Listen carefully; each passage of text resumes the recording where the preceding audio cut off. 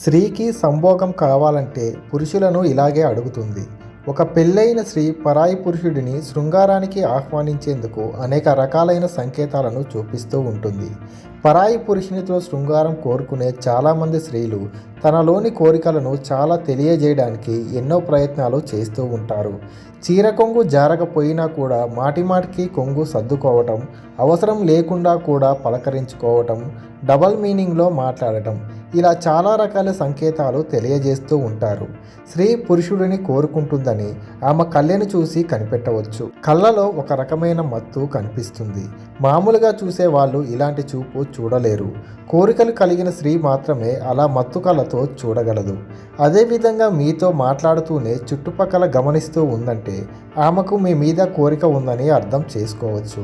ఇంట్లో ఎవరూ లేరన్న విషయాన్ని మీకు తెలిసేలా పక్కవారితో ఆ విషయాన్ని గట్టిగా చెప్పడం కూడా ఈ సంకేతంలో ఒకటి. మీరు అడగకపోయినా కూడా మా ఇంట్లో ఎవరూ లేరు, రావడానికి చాలా సమయం పడుతుంది అంటూ మీకు సంకేతం ఇస్తుంది. అలాగే మెడ భాగాలను, నడుము భాగాలను తడుముకుంటూ వారిలోని కామకోరికలను తెలిసే విధంగా ప్రవర్తిస్తూ ఉంటారు. ఈ సంకేతాల ద్వారా వారికి సంభోగం కావాలని చెప్పేందుకు ప్రయత్నిస్తూ ఉంటారు. అయితే ఇలాంటి సంకేతాలను చాలామంది పురుషులు పట్టించుకోరు.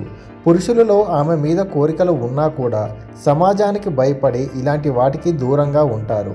అయితే ఒక స్త్రీ పురుషుడిని కోరుకుంది అంటే తన కోరికను ఎలాగైనా తీర్చుకోవడానికి పురుషుడిని కోరుతుంది. అంటే తన కోరికను ఎలాగైనా తీర్చుకోవడానికి ఎవరితోనైనా ధైర్యం చేస్తుంది. దాని ద్వారా జరిగే పర్యవసానం గురించి పట్టించుకోదు. కానీ పురుషుడు అలాంటి ధైర్యం చేయలేడు.